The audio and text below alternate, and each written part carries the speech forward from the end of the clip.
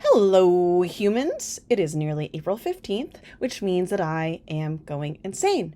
I'm going insane because it is scholarship and grant deadline time. And for somebody like me, who is in the whole independent film, video, art creation world, that means so many applications. And I know I keep rocking this table and all of this accoutrements, these plural, pardon me, grammar, keep bouncing, but I'm just expressive, and this is a film essay, so honestly, it's jazz, baby. Roll with it, improvise. We're just gonna go rock and roll. I don't know other music and sports metaphors to put in here, but we are going to grab all of them and stir them in a pot and keep going, because I have to keep going. I have to keep going with all of these deadlines, all of these grants, all of these scholarship applications to make my dreams come true. Someone has to fund my insanity. I want to do a little screen share here and show you just some pics from one of my applications. I'm not going to tell you which one because I don't want to jinx it. And also, I'm a little bit of a masochist. Okay. Screen record. Quick time. Where are you? Stop. No Hong Kongs. Okay. New screen recording. Quick time. No, record the whole screen, all of it. Yes, baby, yes. Okay. Record. Wah! That's me. All right. So I'm going to Facebook. Let me click out of this thing. Gonna make this nice and big. Because I'm a sadist, masochist, decided to share some of the photos from this application. Basically, I'm applying for all of these film and photography funds to make my life happen. So this is just one little collection for one of the applications, because you have to curate. You have to really narrow it down for these applications. You have to be so specific. Most of them do not want to see a broad range. They want to see something that is so narrow, itty bitty, like the tiniest slice. They just don't want to have this sense that you are scattered or too far reaching.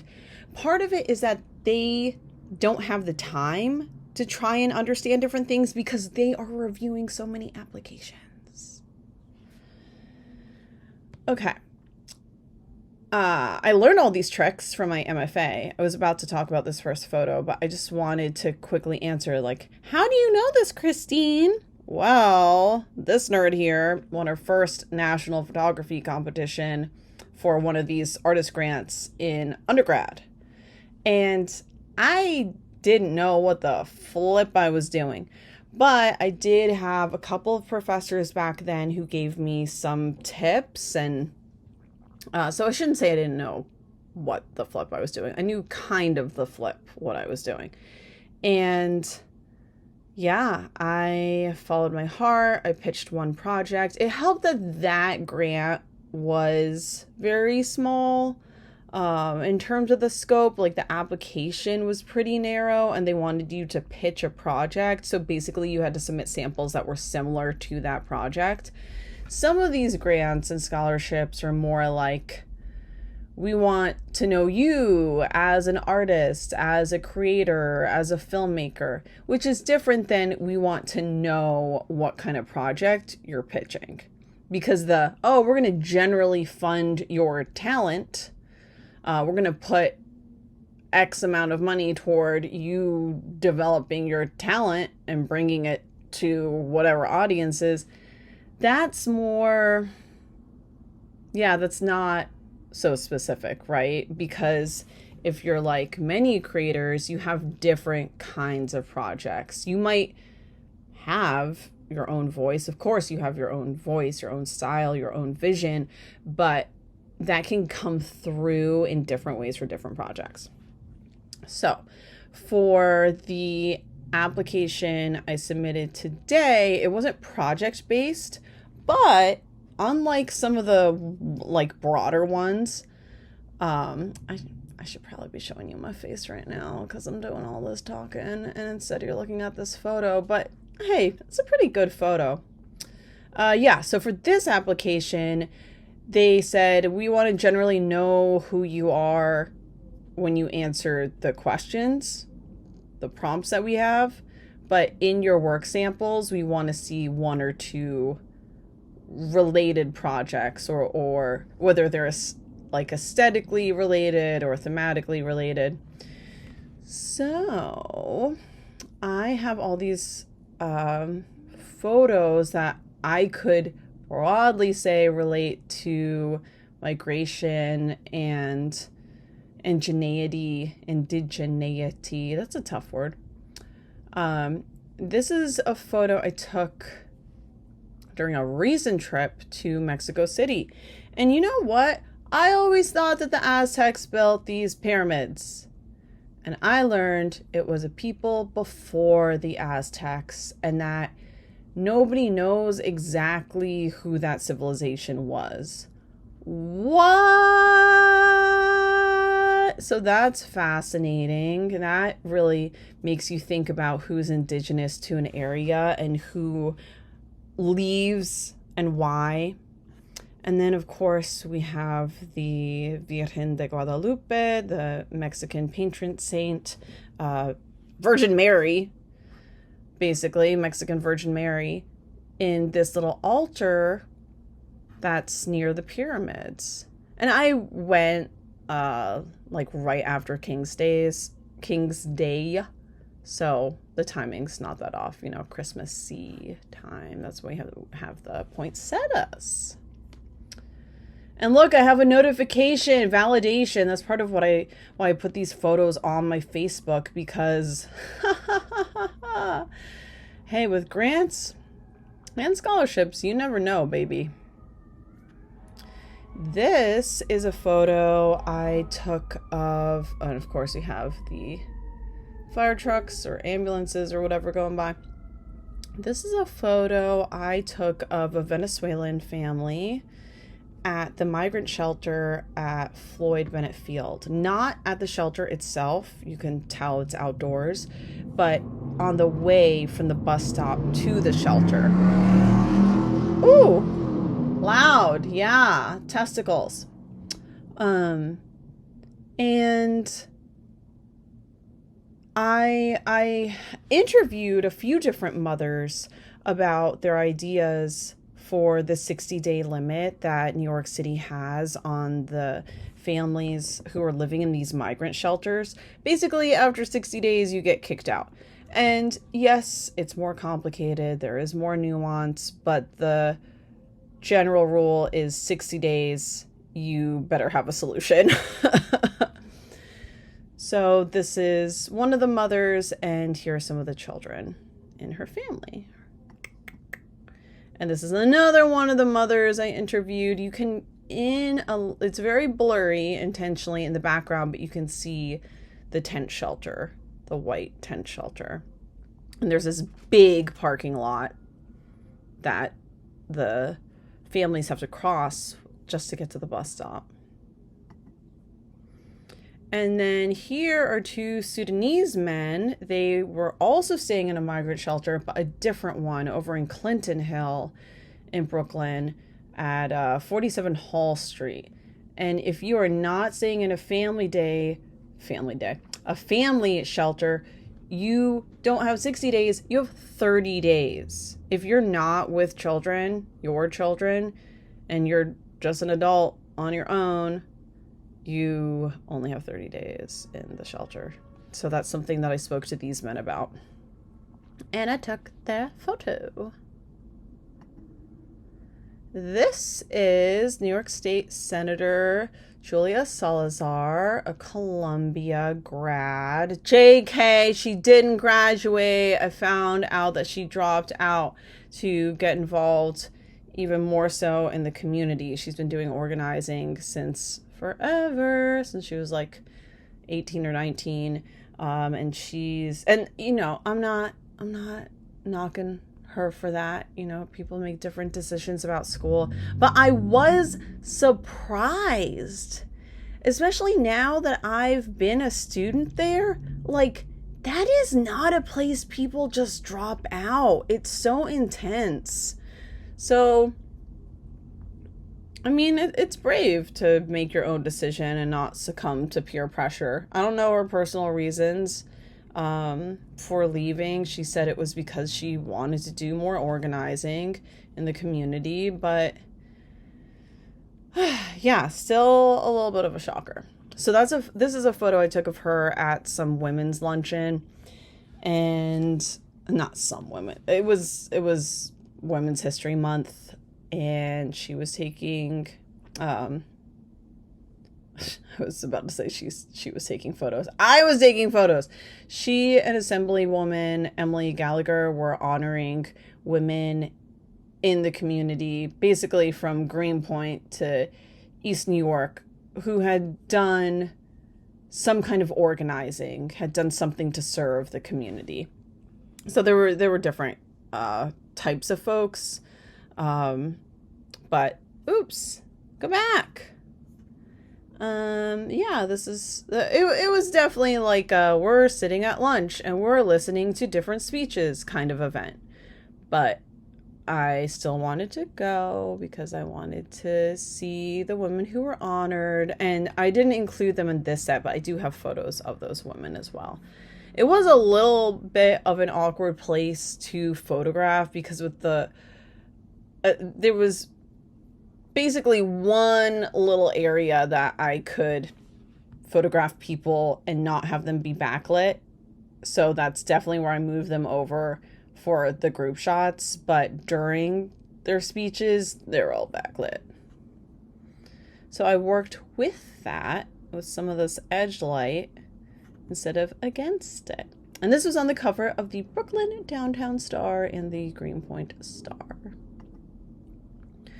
This is a picture of Adriana, who is a theater artist. I met her during my play at the Tank Theater in Midtown. She was one of the ancestral figures who was also a jaguar and a cactus. And that play was called Mi Abuela, Queen of Nightmares. She is also Salvadoran American, but unlike me, both of her parents are from El Salvador, not just one. And yeah, I did an oral history project that's developing into a video project, post-production currently, last fall. And this is one of the photos I took of her with a paper mache mask that I made for the play that I mentioned, Mi Abuela, Queen of Nightmares. So this is just a photo of her with her mask, reunited with her mask. This is an old photo. I'm not even sure if this is my photo, to be honest. It might be something that I took from someone else's social media. If I had to guess, maybe Spencer Turner, shout out, in Richmond, Virginia. So this is my photo, though. Like the photo, the installation shot is not my photo, but the photo that is depicted in the installation shot is definitely my photo. I know that for sure. So that is a big ass photo, and there are 4 Mixtec women. That is an indigenous group in Mexico. There are 4 Mixtec women displaying their handicrafts. These are their embroidered cloths, kerchiefs and tablecloths and wall hangings that they made in this weekly group just together.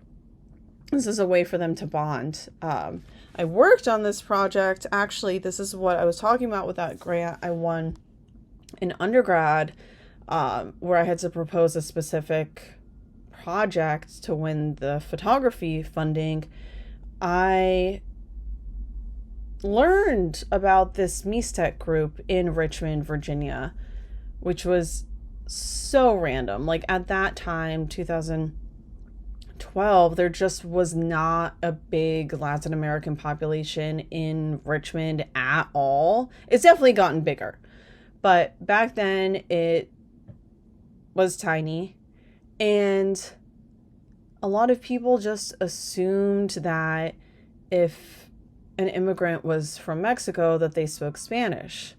Well, if you're indigenous, you don't necessarily speak Spanish, right? It might be your second language if you do speak it. And that was the case that I found with a lot of the women in the handiwork circle, is that most of them didn't speak Spanish. They spoke an indigenous language, Mixtec. And the men were more likely to learn Spanish and to speak it because they had to go out and work construction jobs, often with Mexican immigrants and Central American immigrants to a lesser extent back then, who did speak Spanish, whose first language was Spanish. So they needed a way to communicate with them. But my whole project, that photo book, Mixteco RVA, was about linguistic injustice mainly in Richmond, a little bit statewide. But it focused on how assumptions and misunderstandings of different immigrant groups can lead to people not getting the language services like translation and interpretation that they need. Shouldn't assume someone speaks Spanish.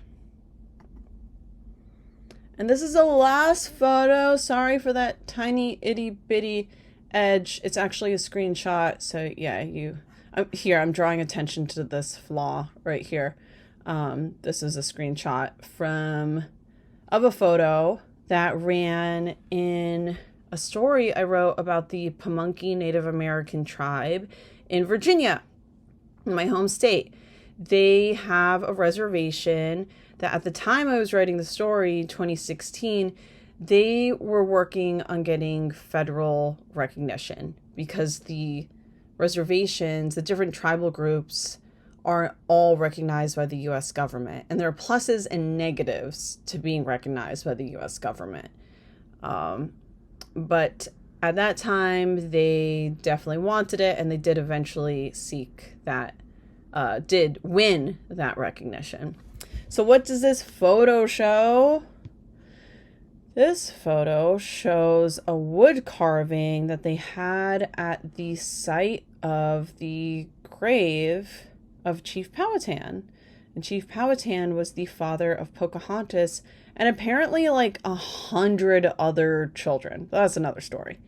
And I think I went here in February or March. I'd have to check to see exactly when the story was published in Bustle, but I definitely went when it was chilly.